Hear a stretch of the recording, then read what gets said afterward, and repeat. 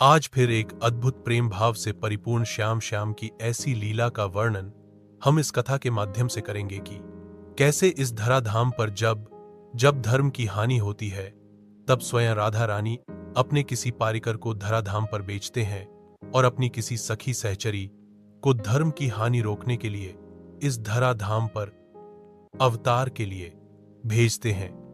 इस बार जिला कानपुर के गांव में पिता शंभुनाथ और माता रामादेवी के घर एक पुत्र का जन्म हुआ, जिसे आप सब आज प्रेमानंद जी महाराज के नाम से जानते हैं। यह एक ऐसा अद्भुत बालक था जो बचपन से ही संतों की शरण और प्रभु नाम के गुणगान में मगन रहता था।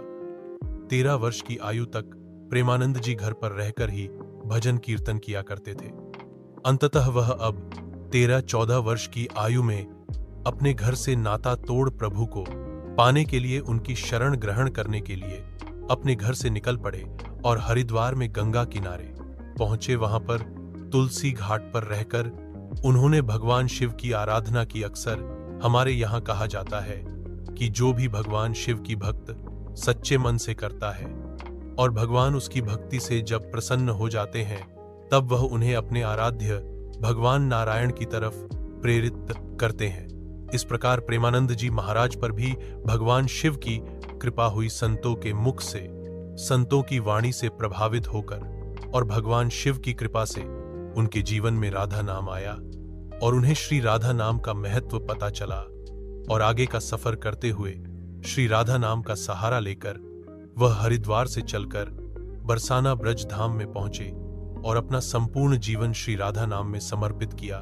और वह बरसाना धाम में एक मैया के आंगन के बाहर अपना जीवन व्यतीत करने लगे। मधुगिरी कर मैं अपना जीवन यापन करने लगे और केवल श्री राधा नाम का उच्चारण वह दिन रात किया करते। इसी बीच उन्हें कुछ शारीरिक परेशानियां भी हुई, जैसे कि महाराज जी की दोनों किडनी खराब हो गई थी।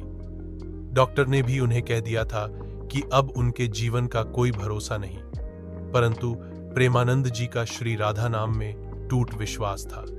श्री कृष्ण नाम में अटूट विश्वास था कि उनके रहते हुए उन्हें किसी बात का कोई डर नहीं। और उन्होंने यहां तक कि अपनी दोनों किडनी को भी राधा कृष्ण नाम दे दिया और उनका भगवान के प्रति यह अटूट विश्वास रंग लाया। अब वह अपनी शारीरिक परिस्थितियों से लड़कर श्री धाम वृंदावन में पहुंचे और वृंदावन में उन्होंने केली कुंज नाम आश्रम में लोगों के लिए प्रवचन करना आरंभ किया, लोगों को ज्ञान देना शुरू किया। और प्रेमानंद जी